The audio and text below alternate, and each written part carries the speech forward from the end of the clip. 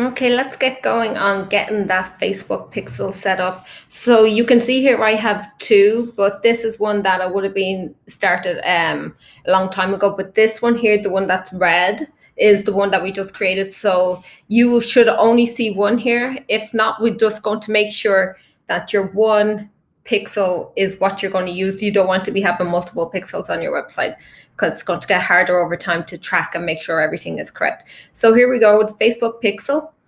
You need to make sure that somebody has access and is able to use the pixels. So this could be you, your team members, but you need to make sure obviously you have access so to manage the pixels. So we're going to toggle that on. If you had a team member, they might be able to view them, but they might not be able to edit them. So all depending on what permissions they need. So you're going to do assign. So there we go. Here I am, and there is the pixel. So we're going to switch over here now, and we're going to go to Events Manager. I'm sorry for pointing because I don't know what way the camera is. It could be on the opposite end of the screen.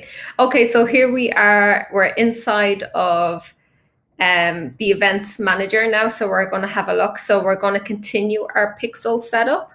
So here we go. We're going to manually add the pixel code to the website. So here we go. This is the magical piece of code that we need to install on our website. So we're going to click copy code.